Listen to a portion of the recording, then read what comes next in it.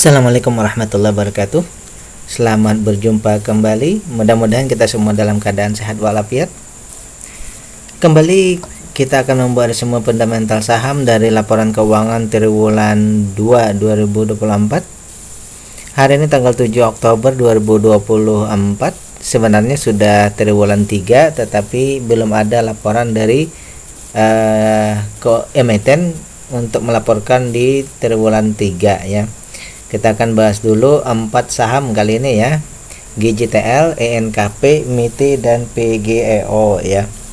Kita akan melihatnya dari segi sudut fundamental, khususnya value investing ya. Analisa kita ini adalah bahan pertimbangan tambahan, bukan perintah untuk melakukan aksi beli atau jual, karena setiap investor itu punya pemikiran masing-masing, dan ini adalah sebagai bahan edukasi ya. Akhir dari pembahasan kita ini adalah untuk mencari saham yang kita anggap nanti bisa kita jadikan sebagai kita hold lama, karena tujuan kita adalah sebagai pemilik ya.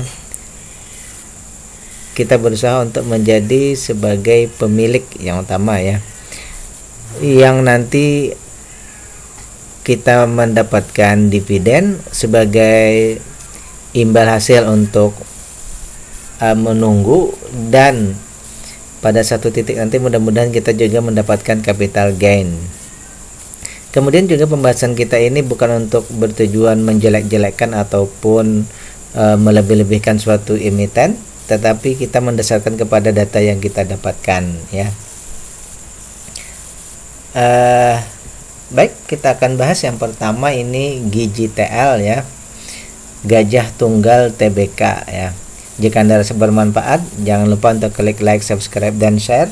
Kemudian juga jika Anda ingin melihat saham-saham yang sudah saya bahas di triwulan 2, silahkan nanti di deskripsi itu ada saya letakkan playlist untuk diklik di sana ya, linknya Anda akan mendapatkan saham-saham dari yang saya bahas di triwulan 2 ya.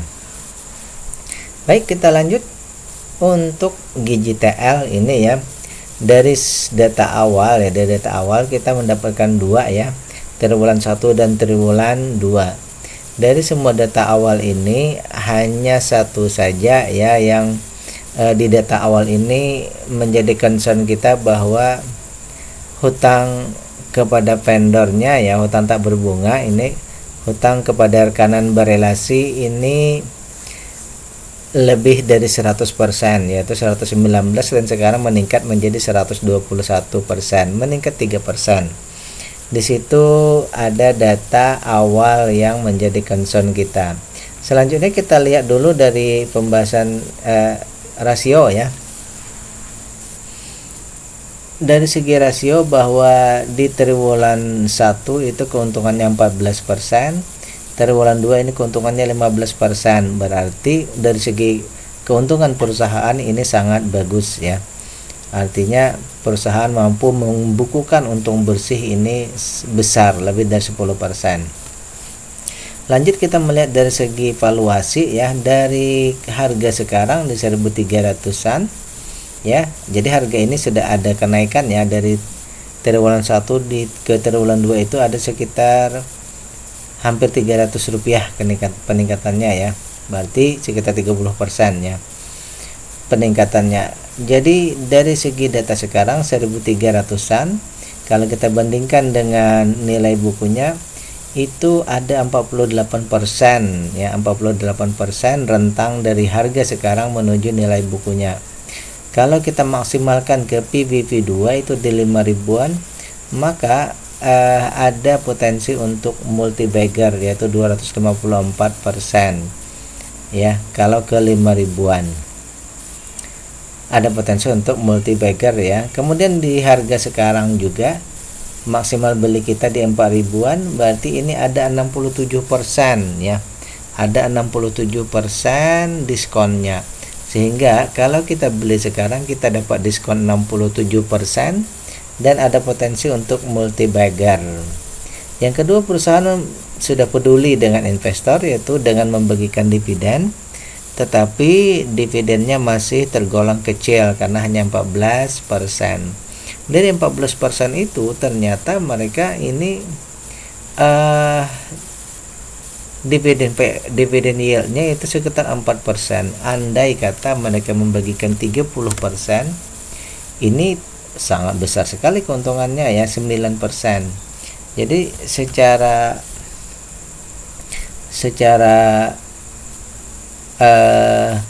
kumulatifnya ini kurang dari 5%, tetapi kalau kita ratakan di 30%, sebenarnya keuntungannya di sini 9% ya, andai kata perusahaan membagikan ini di 30%. Selanjutnya tadi kita lihat lagi dari ketahanan perusahaan.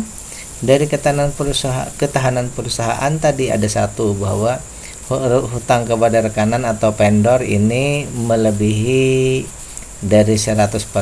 Oleh karena itu, kalau kita mencoba mengambil kesimpulan untuk perusahaan ini ya, bahwa keuntungannya sudah oke, valuasinya ini murah, berarti di sini concern kita ada dua, yaitu jumlah dividennya tadi ya, dividen payout ratio-nya, DPR-nya ini kalau menurut kita termasuk kecil ya.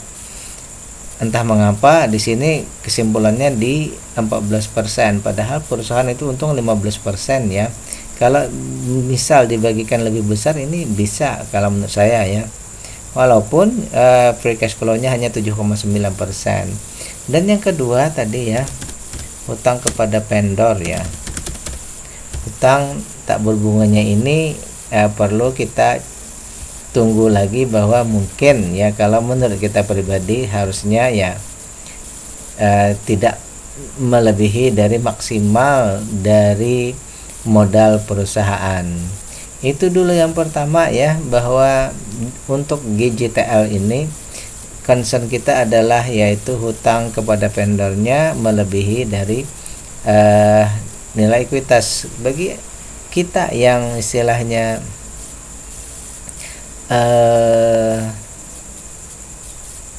mungkin punya kriteria yang Anda lebihkan, misalnya di 150 mungkin bisa saja. Cuman di sini tadi ya, saya pribadi melihat bahwa DPR-nya ini sayang sekali ya, andai kata dia di 30%, maka dividennya ini sudah sangat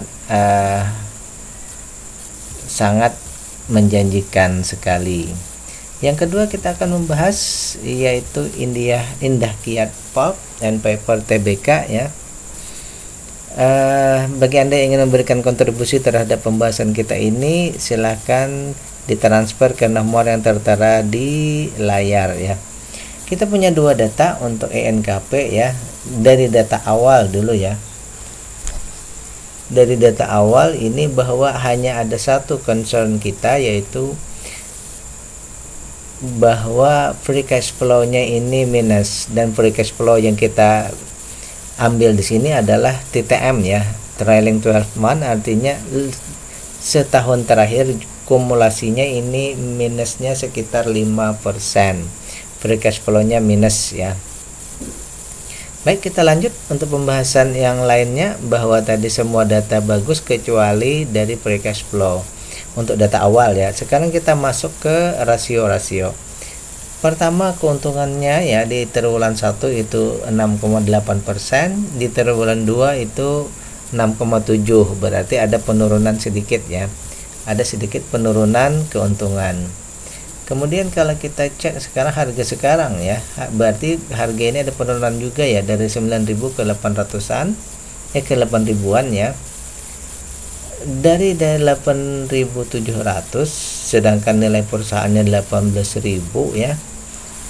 Berarti ada rentang dari harga sekarang ke nilai perusahaan itu 53%. Kalau kita maksimalkan ke PBV2 di ke 37.000, maka ada 327%, ada potensi multi bagger. Kemudian juga dari segi maksimal beli 12 ribuan, kita punya diskon 30%. Jadi valuasinya perusahaan ini sangat ya murah ya. Bahwa kalau kita beli sekarang kita dapat diskon 30% dan ada kemungkinan untuk multi bagger. Namun bahwa perusahaan ini yang saya lihat terbiasa membagikan dividen itu tidak berdasarkan kepada persentase ya, lebih ke nilai. Dari beberapa 3 tahun terakhir itu rata-rata mereka membagikan Rp50 saja ya, Rp50 setiap tahun, padahal keuntungannya kan ini sekitar seribuan ya, 1.200 1.100 misalkan, ini ternyata mereka hanya membagi 50-an rupiah ya, malah jadi fokusnya ke nilai rupiahnya hanya Rp50 ya. Nah, untuk proyeksi di triwulan 2 itu kalau kita mendasarkan kepada yang sebelumnya 4,31% dividen payout ratio-nya ya, maka rupiahnya nanti 54, kemudian dividen yield-nya 0,02 ya. Sehingga simpulan kita bahwa valuasinya yang murah ini ya tidak didukung oleh dividen karena dividennya sangat kecil ya. Mungkin saja kenapa itu terjadi karena keuntungannya hanya 6% ya. Saya pribadi melihat bahwa kalau keuntungan 6% itu ya artinya memang kecil ya, sehingga ini berimbas kepada dividen tadi walaupun angkanya besar. Angka-angka di sini besar ya, book value-nya besar, kemudian EPS-nya besar ya, tetapi secara keuntungan karena secara keuntungan itu masih di bawah ya, di bawah 10% maksud saya. Lanjut, kemudian kita tadi karena free cash flow-nya minus, mungkin ini juga menjadi salah satu concern ya, kenapa perusahaan ini ya membagikan dividen sangat kecil, karena mungkin di sini free cash flow-nya ini minus ya, sehingga ibarat kalau mau membagikan dividen malah nanti harus mencarikan dana ke tempat lain, misalnya menambah hutang. Nah itu jadi malah ada concern lainnya lagi ya, jadi agak bisa masuk logika juga ya kenapa di sini dividen payout ratio-nya hanya 4% karena free cash flow-nya yang minus. Untuk ketahanan perusahaan ya, yang lain-lainnya oke. Kemudian juga untuk saham yang ada di bursa ini terjadi penurunan ya, peningkatan, asalnya 50 sekarang jadi 51, berarti ada pengendali yang memiliki lebih dari 5% itu melego sahamnya di bursa yang semula itu Warkat ya. Baik, sekarang kita ambil kesimpulan untuk perusahaan ini ya. Simpulan awal ya, kalau menurut saya perusahaan ini yang pertama tadi untungnya baru 6,7%, maka tentu saja kita harus mengkonsumsikan kepada IPS-nya supaya nanti lebih meningkat lagi ya. Kalau misalnya sekarang di 18 ribuan ya book value-nya, berarti minimal IPS-nya ini di 1.800-an ya, supaya di 10% tadi ya, karena IPS-nya masih di bawah 10%, walaupun valuasinya murah ya, tetapi karena keuntungannya masih kecil, tetap kita harus melihat juga IPS-nya ke depan. Yang kedua, free cash flow-nya yang kita cek juga ya, supaya tidak minus lagi, dan ini sangat penting ya, free cash flow-nya harus plus. Kenapa? Baru bisa tentang dividen tadi menjadi lebih baik ya. Mungkin saja perusahaan membagikan dividen ini hanya karena ada pertimbangan khusus ya, tetapi kalau melihat dari free cash flow-nya seperti ini, saya lebih cenderung bahwa perusahaan mungkin belum saatnya membagikan dividen kalau menurut saya pribadi ya. Baik, untuk triwulan berikutnya yang ditunggu untuk perusahaan ini adalah IPS-nya meningkat dan free cash flow-nya juga meningkat. Selanjutnya kita akan membahas yang ketiga, yaitu MITI, Mitra Investindo ya.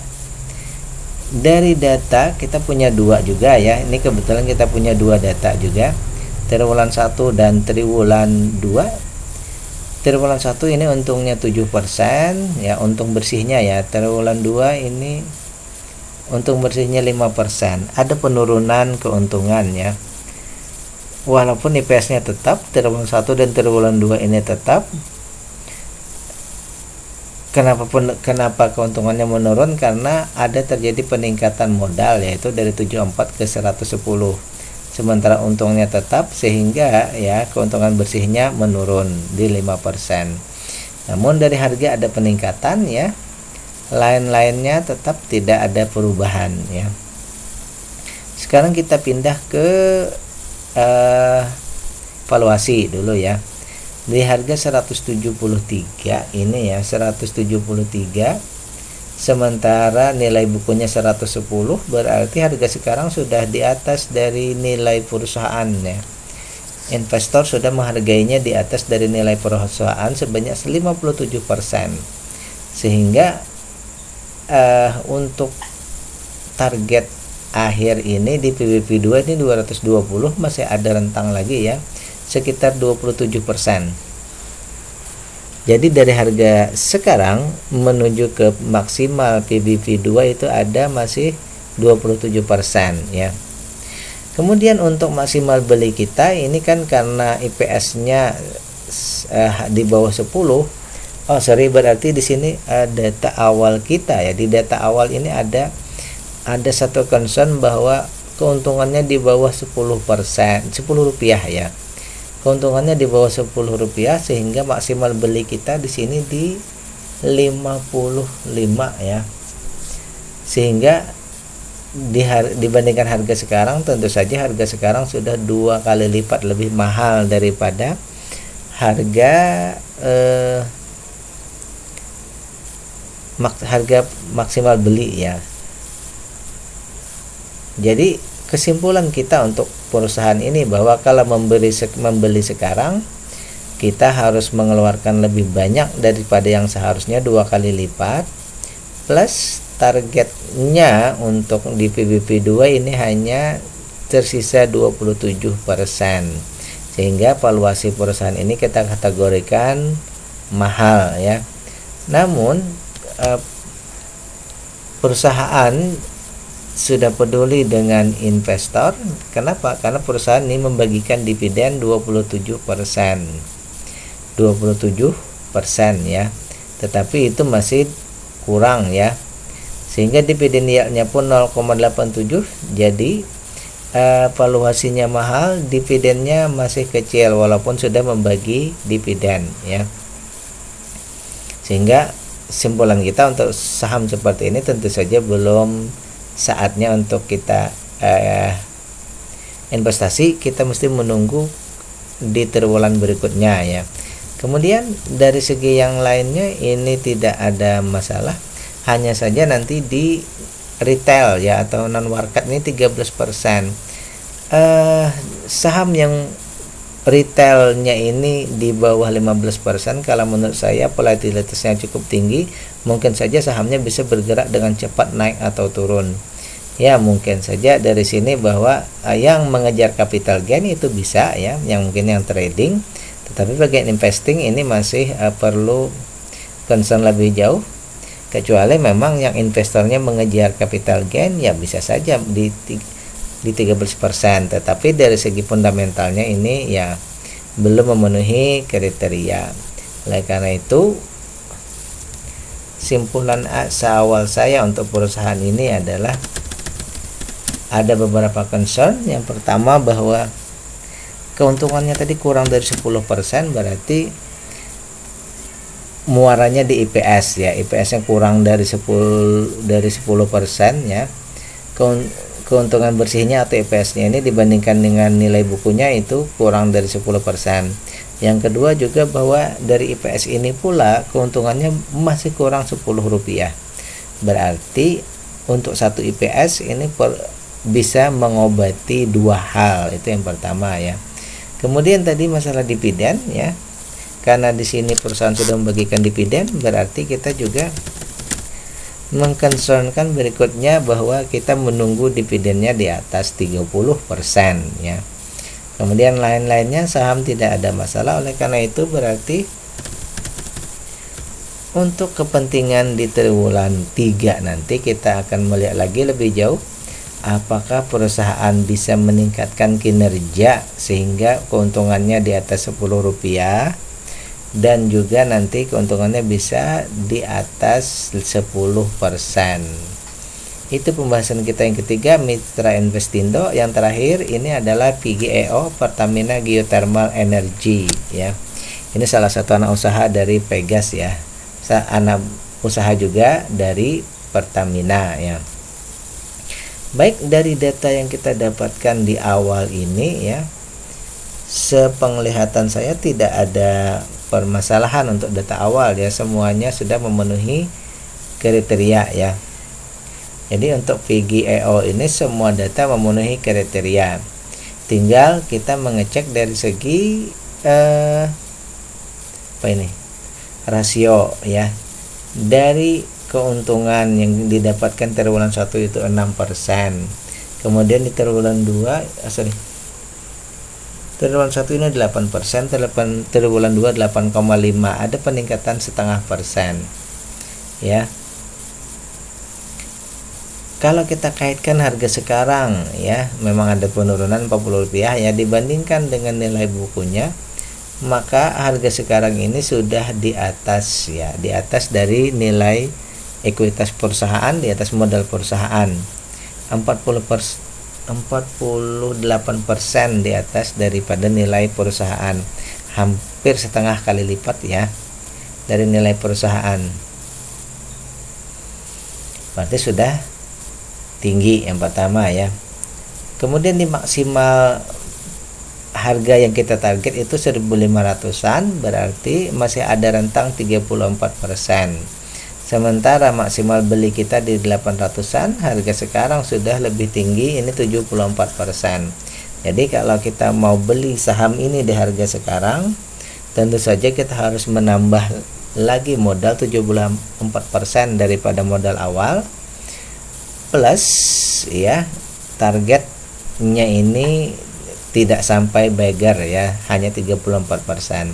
Sehingga kategori kita untuk perusahaan ini termasuk mahal ya. Bagusnya bahwa perusahaan ini membagikan dividen 78%, jadi sudah termasuk besar ya. Dan dari 78 itu di triwulan 2 ini nilainya 4,49%. Meskipun DPR-nya sudah besar, tetapi dividen yield-nya masih tergolong kecil kalau menurut hemat kita. Sehingga data yang kita dapatkan bahwa perusahaan ini valuasinya tinggi, dividennya sudah besar, tapi dividen yield-nya masih kecil. Kemudian dari segi lainnya, ketahanan perusahaan semuanya oke, tidak ada masalah, aman semua ya. Kemudian juga yang terakhir bahwa saham yang ada di bursa itu hanya 25% dan yang ada di retail hanya 10%. Dari angka 10% yang retail ini ya, itu asing dari 25% itu asingnya 16%, 17%.